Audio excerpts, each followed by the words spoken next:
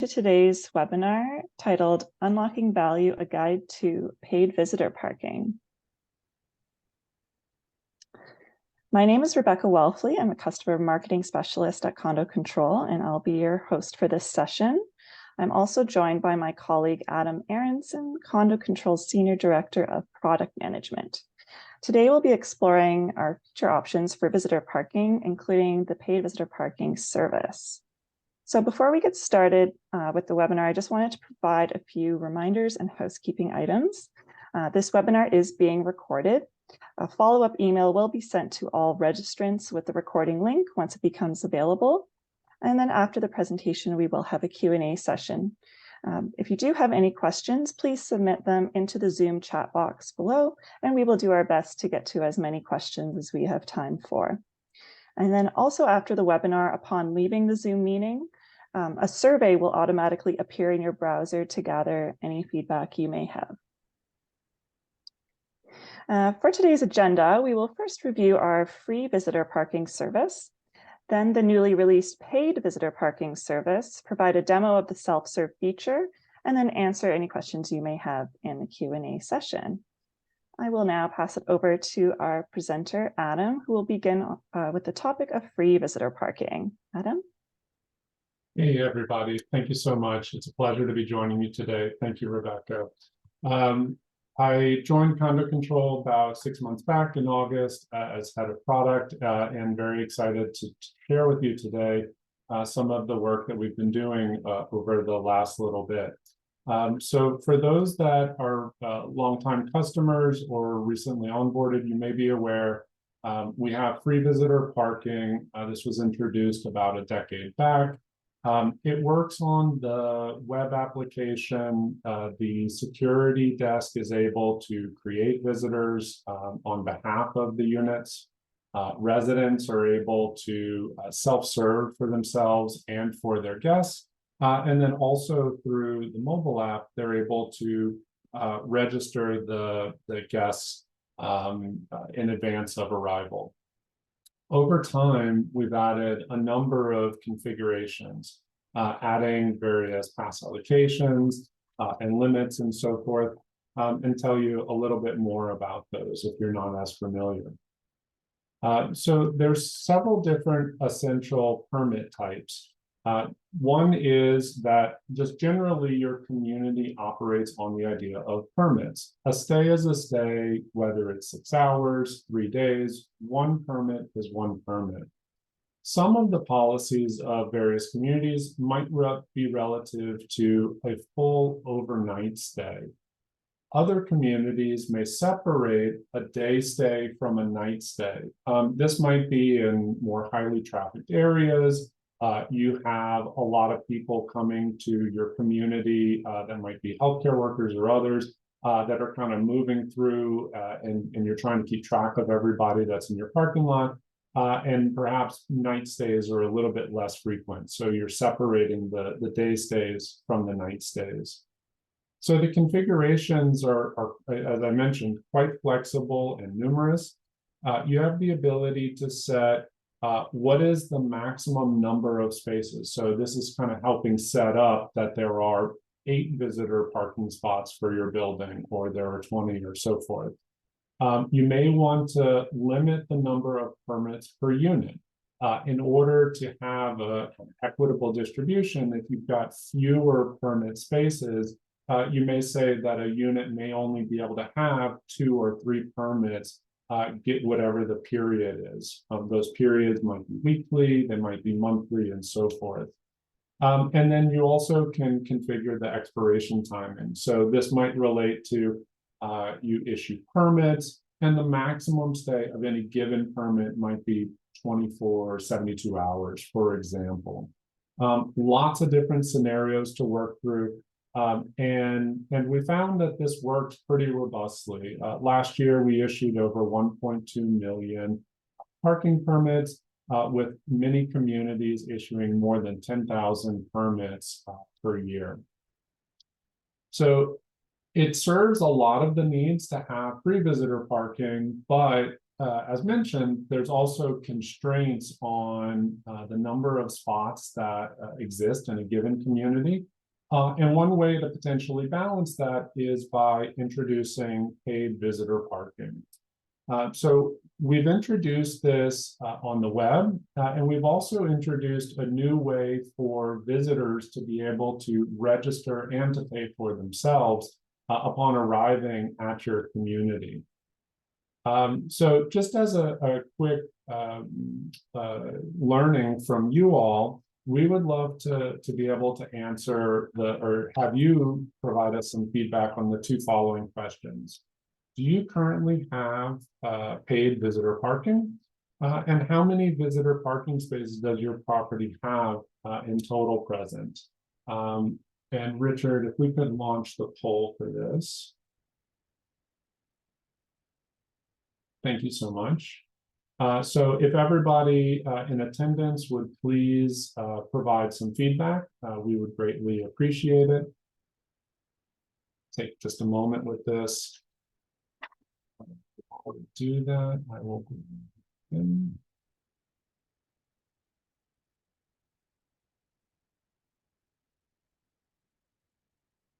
Great, I see the answers coming in. Thank you so much for all those participating. Extremely helpful to understand kind of where everybody in the audience is. So there's a pretty, we're seeing about 30% or so do have paid parking at the moment, and some of you may be joining more now to learn about options on visitor parking, all told. And then others may be here as well to find out what would it take for the community to be able to introduce visitor paid parking. So appreciate everybody participating in the poll there. Really great participation. Thank you. So, you know, why would a community choose visitor paid parking? There's a number of different reasons: security, convenience, maybe it's the possibility that you're trying to generate some revenue.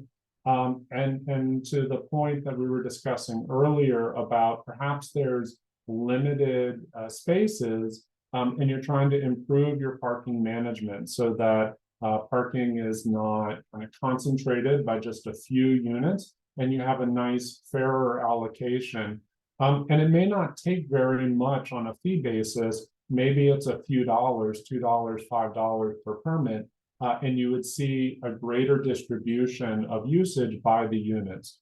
Really, this is coming down to what is the best way to operate your community, and how do you best meet the needs of everybody that's living there, visiting there, the circumstances for your geography and so forth, and also having some improvement over the experience today. So we know that often it is the case that visitors will come into a property, need to speak with the security desk, get their permit issued, go back to their vehicle, and it's not the easiest experience. So we're going to show you some ways that that can be improved upon. In addition to what we were describing with the free visitor parking, there are a few additional configurations that come with the paid visitor parking. We're using the same permit structure, but we're also introducing the idea that you can charge on an hourly rate, a flat rate, and a daily rate. And these will work in conjunction with those three other permit styles, in addition to the rules and the limits and so forth already in place today. So if what you're providing are overnight passes, for example, and a unit has 3 overnight passes, when they go to request their 4th pass, the resident on behalf of the visitor or the visitor visiting a specific unit will be prompted to pay for that 4th visit in the period. And this can be configured again on a monthly basis, on a weekly basis, and so forth. So it's highly customizable to meet the needs of your community. I'm not aware of too many circumstances and configurations that we haven't been able to address. But to give you a sense of what this looks like, the visitor registration will look fairly similar, where it's new visitors coming in. These are the details of the timing, the specifics about the vehicle that the visitor will be coming with, and then describing the arrival, the expiration, what are the fees for the parking period, and then the total amount that will be charged for the stay. And residents, again, are able to do this on behalf of their visitors. And then I'm also excited to show for you a way that we've introduced that the visitors themselves would be able to do this upon arrival at the community. So part of that demo is I'm going to talk about QR codes. These are fairly commonplace and ubiquitous at this point, but just in case you're not as familiar with you, I just wanted to talk through this bit briefly. When a QR code is present, a mobile phone can point at that QR code with the native camera, Apple and Android, both using just the camera feature in the current operating system, are able to read the QR image and provide you the option to open a web page directly from that QR code. And so with that, I'll now jump over to the demo of the new experience that we've introduced. So if you set up visitor paid parking for your community, and you wanted your visitors to be able to register themselves and pay for their parking upon arrival, you could print a sign something like this. Every community is going to have a unique page where the visitors are able to set up and register for their own parking. And we can help you generate a QR code, which you could then put on your own signage.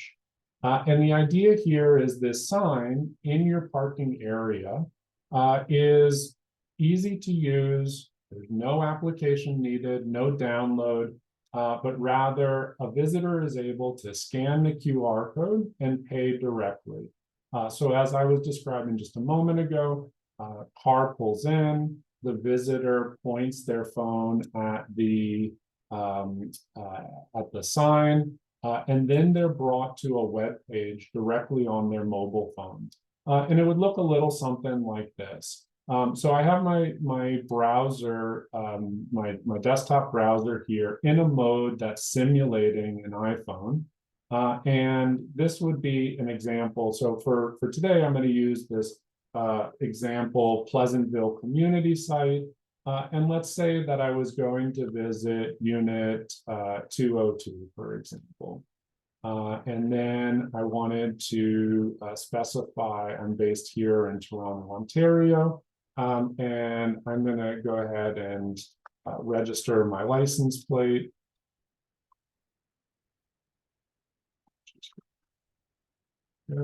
Unit 202, need to select from the drop-down list there. I was a little bit ahead of it before. And so we're checking in today, the 27th at 12:14 local time here. Let's say that I'm going to be there for a day pass only today. And the make of my car is a Chevrolet Volt, and that this is a blue car. And my name is Adam here.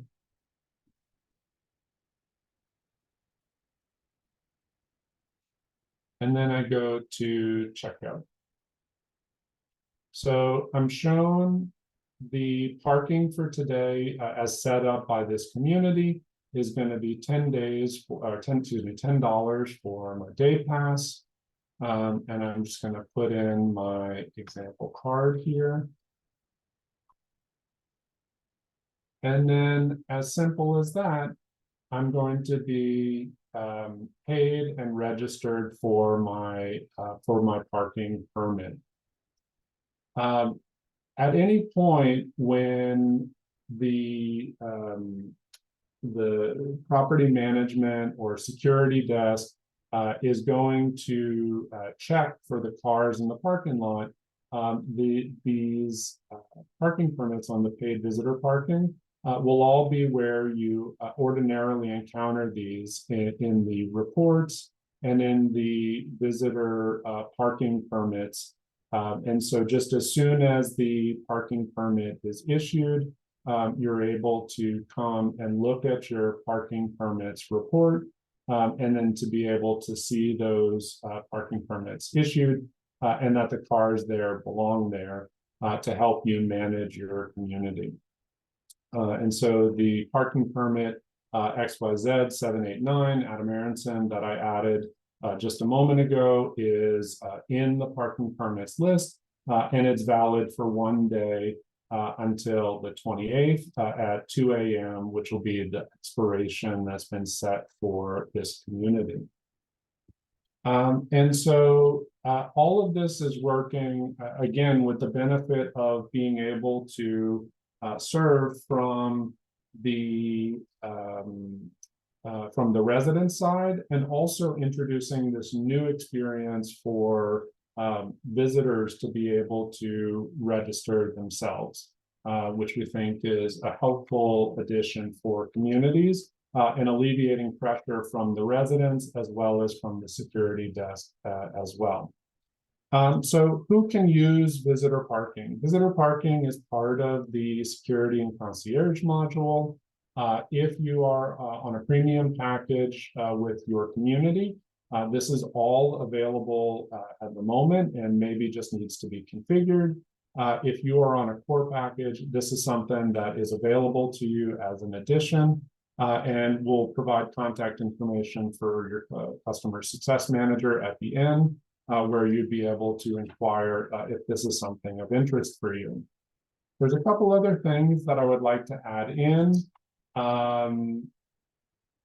We have been working on our user guides, and with the introduction of the paid visitor parking feature, you'll notice a new article in the user guide around paid visitor parking overview, which will go through in good detail about the feature itself, as well about the signage, and how we can help you with that. Some video material, the package details, as well as access to other guides and so forth to learn more about the various configuration options and how this all works. And the last thing that I would like to mention is the feedback forum. And so for those of you that are aware and have been posting your ideas, thank you so much for letting us know how does your community operate and what does your community need to be successful and thrive. For those that are not as familiar, the feedback forum is an opportunity to post your ideas or to browse and upvote existing ideas. And this would be, we're using visitor parking, but we're in these circumstances that are not being met by the feature. And we would like some additional options so that this could fully serve us. Our team will review all of that feedback. And it's also helpful to know that many different communities are experiencing the same issue. And then we can look to solve it with as many circumstances as we understand around those challenges and pain points. So with that, I will turn back to Rebecca for a moment. Sure. I also want to note, I'll include a link to the user guide in the post-webinar email that also includes the webinar recording. So I'm sure everybody can access that. But that concludes our presentation component for today. Thank you so much, Adam, for being our guest speaker. We will now open the floor for questions. So if you do have any questions, please submit them in the Q&A function at the bottom of your screen, please. And Adam, you can start answering any of the ones that we have so far. Terrific. So the first question, thank you, Mike, is will the unit owner be notified that a visitor has registered a visitor spot? Yes. So you're likely familiar with our email notifications through various parts of the system. And this is another one where when a visitor comes in and registers a spot directly in your parking lot, the unit owner and the property manager will both be notified that a new parking reservation has been made, in addition to the visitor receiving a receipt directly. Great question, and sorry for not having shared that more clearly to begin with. Next question from Willie. How do you prevent someone not actually visiting the community from registering to use our visitor spots, even though they are paying? This is a great question. Communities handle this in different ways. Sometimes there's a warning that may be placed to say, please don't park here again. And then knowing that that vehicle has done this in the past, you may take further action where you may look to have the vehicle removed from your property. We have heard from some customers that their community is in commercial areas and their visitor parking is very close as well as convenient, and have asked, could we remove the limitation of associating visitor parking with a unit and make it more of a commercial arrangement where it's just sort of community parking for the area, not just for the building itself. That's product development that we would need to look into. If that's an interest by a number of communities, we could look to potentially expand the feature, allowing that to be the case. Otherwise, I think it's going to be within your bylaws in the way that you address the situation and any sort of action or enforcement that you may lean into as to how to deal with a vehicle that doesn't belong there. Thank you again for the question. How do you control and identify vehicles not registered? So the report that is provided will show you the vehicles that do belong. If the vehicles that are not on the list are present, it's similar answer to where I just was a moment ago, where you would look to your bylaws and any sort of warnings and any kind of like soft enforcement prior to taking firmer actions. Which might be towing cars away, or depending on what the way that your various cities or towns operate, you may even want to get law enforcement involved, although a nice step to avoid if possible. How does the association receive the funds and what is the cost? Thank you for the question, April. So this feature is being introduced with the Stripe payment integration. A majority of our customers are using Stripe today. We have a couple other payment providers that we would look to expand this feature if there's demand for it. Those accounts with your communities fund directly into your bank accounts. There is a transaction fee paid to Stripe. There is a convenience fee paid to Condo Control, and the bulk of the fee goes directly to your community based on the rates that you set. So every community that configures this has the opportunity to configure what the various costs should be on those permits, and the majority of the revenue will go directly to your community. Next question's coming in from Janet. So who actually monitors the physical parking lot? That will be up to your community. What this software offering is helping with is the orchestration of the parking permits and the permissiveness of who belongs and who has the right to be there, as well as that balance of the permits by your community. Let's say that you issue 500 permits per month. You may find, given a fairly permissive liberal policy, that say 450 or 480 of those 500 permits may be all free permits, and it's only after those are exhausted that you start to collect on the paid visitor parking. With regards to actually scanning the parking lots, it is sometimes the role of security team members that are either on premises or maybe remotely surveying the area on your community's behalf.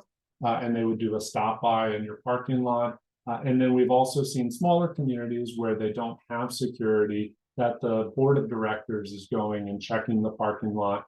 And then they deal with some of the enforcement. So they may come up with a rotation, or it might be random sweeps, or it might be just as they come and go, they check a couple license plates in the visitor parking spaces, determine whether they belong there. And then if there's any cars that don't belong, then taking action against those.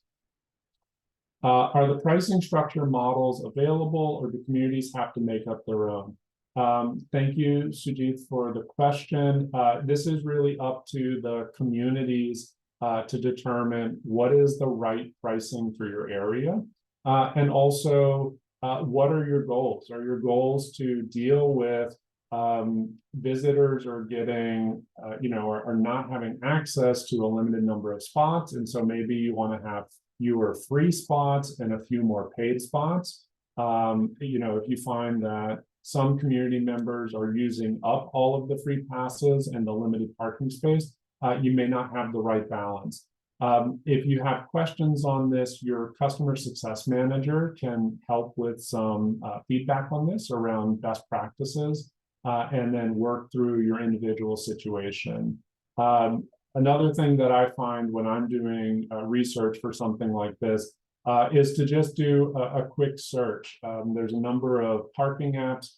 You can pull them up and see what are the rates for my area, and what would be comparable to develop something of a pricing strategy that would best suit the needs of your community. Next question is coming from Anna. Do residents have to print the parking permit so they can place it in the vehicle? Again, this is going to be up to the preference of your community. If you don't have easy access to the visitor parking permit report, where all of the cars are logged, maybe you rely on paper tickets, and that's the best coordination. Let's say if you have a security firm that's driving into your lot, and they need to be able to go vehicle to vehicle to vehicle and see that the cars there that belong. Or if it's more of a digital experience, you may not need to rely on parking permits, and you can use the report instead to get that understanding. Do various vehicles belong here or not? Catherine, how many spots do you need to make this system financially viable? Great question. So I think this is a case of, do you have access for the visitors for your community? To generate a lot of revenue, and that number will differ by community. Some communities are 20 or 40 units, which might only have 5 parking spaces, versus one that has 400 to 1,000 units, and they may have 40 or 80 guest parking spaces, and higher land costs and other bits that are going to go into this. So I'd say it's a hard one to answer in a very generalized way. As we're thinking about some of the problems that our communities are facing, we have focused a lot on, do visitors have an easy time being able to park at the community? And if so, there's a right balance there. If not, there might be a disequilibrium between the free passes and the paid passes. With regards to this being financially viable, I think also weighing into that would be, do you have added costs of security for enforcement, or does this end up taking extra time where you could be administering your community in other more beneficial ways? I think as we see a lot of communities that don't have paid parking, it may be because they have an abundance of space, their fees cover this, and it would be a perceived inconvenience to include payment. All of this really needs to be right for your community. The fees work in such a way that they're added on in addition to the transaction. So what you set your fees at is what your community will be collecting. Hope that helps, Catherine. Katrina, what about parking enforcement, issuing tickets? So I've addressed that one earlier, where it's really up to your rules and regulations or bylaws and the way that you operate and how you want to address that. I noticed you support Stripe in the documentation. Do you also support Zego, which is what we use for amenities? Peter, thank you so much for the question. We've been looking for more interest in the feature. We will definitely take your question as that and look to bring Zego. Our intention is to have the ideal balance of functionality in web, in mobile, across all payment processors, and to serve all customers as robustly as possible with all circumstances. The interest that you express in this is very helpful to know where our energy should go. Janet's question is, what is the cost to the corporation? One bit is you'll need to have the security and concierge module, which is priced for your community in the premium package or as an add-on to core. And then when you have Stripe enabled for your community and this feature configured, the economics of it will really depend on, rather the revenue generation side of this will depend on your permit price that you set, the volume of usage, the fees that Stripe charges and that Condo Control charges are in addition to each transaction fee, and those are not shouldered by the community themselves. Hope that's helpful. Does Condo Control interface with entry gate software? Thank you for the question, Nick. Yes, we do have an integration with a company called IIS, where if a car is in the has either a resident, their vehicle is registered, or a visitor has a parking permit, the gate will recognize the license plate and automatically swing if access is permitted. If you reach out to your customer success manager, they'll be able to help you look into that a little bit more. At our condo court, this is coming from Philip. At our condo court, we don't charge money for parking. However, we do require guests to register their car. Can we use this QR code without charging a fee to guests? Philip, thank you so much for the question. This is very much a similar answer to what I was describing earlier for Zego. If there is an interest enough for the community to pursue that, we certainly could look into this. So the sign would work very similarly with no fee paid, with no fee set up, and then you would be able to register. We don't have that option available today. We drove this development principally on the paid visitor parking use case, but we certainly could look to extend that in the future. I'd encourage you to use the feedback forum to let us know that that's a desire for your community. And as we look for other votes on that, we could look to extend and make that option available to you. Thank you so much for the question. Denise, is there a way that the unit owner can approve a visitor through the visitor pay process before they are permitted to owner? permitted to enter. So on the self-serve use case, there is not a permission aspect to this. So this would need to be a decision that your community chooses to offer this option. The alternative is without that, all residents would need to register the visitors on their behalf. Now, we recognize that there could be a bit of friction if, say, somebody pulls into the parking lot and they're scanning units for free passes, for example. And so they try unit 101 and then they try unit 102, and you end up with a guest that doesn't belong to your unit. That would be something that would need to be taken up with property management and to address that situation. We have not seen that use in live with the software, but at this point, to the heart of the question, we do not have it that visitors would need to approve visitors paying this way. Next question coming from Alexander. Our association only charges for second plus vehicles. Can the system track this to determine the price for parking for each unit? Great question, Alexander. So this feature that we've been talking about is predominantly around the visitor paid parking and free visitor parking feature.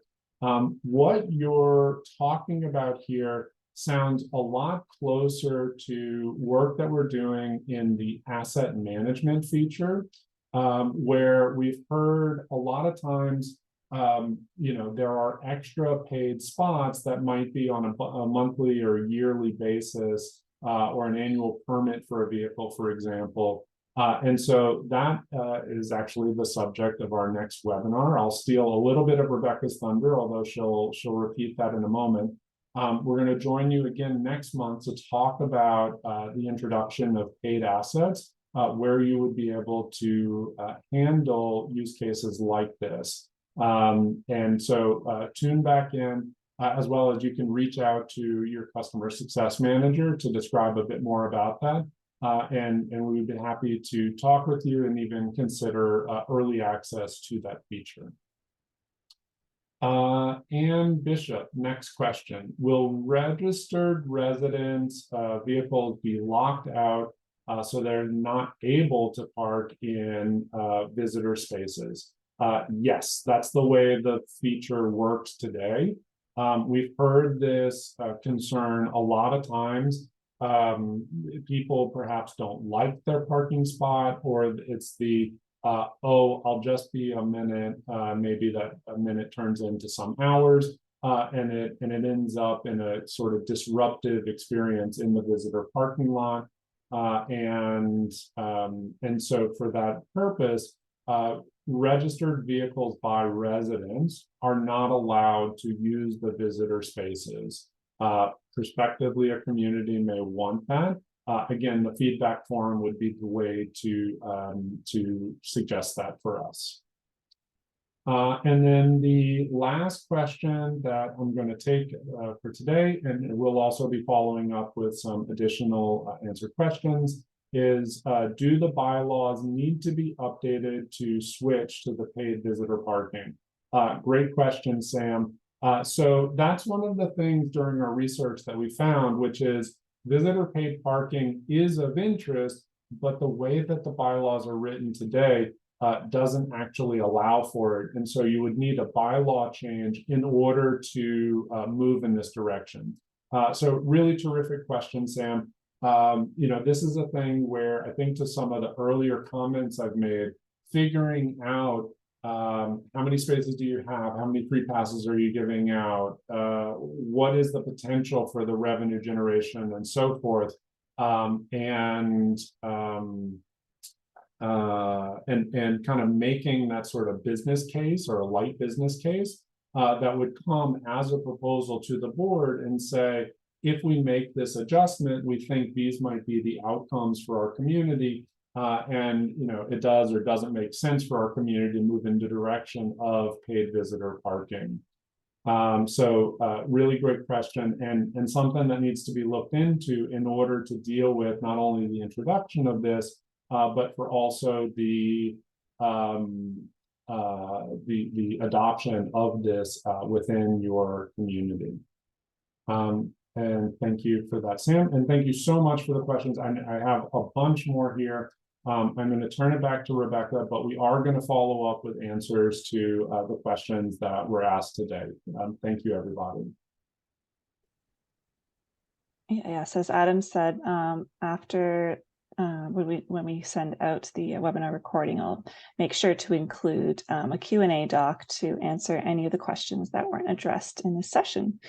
So if you'd like to contact us for more information, you can call us at 1-888-762-6636.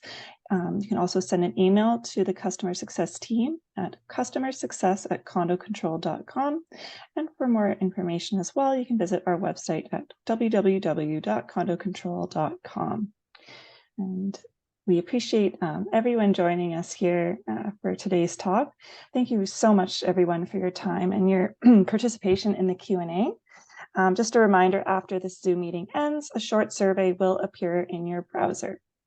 So if you don't mind taking the time to fill this out, we would greatly appreciate any feedback.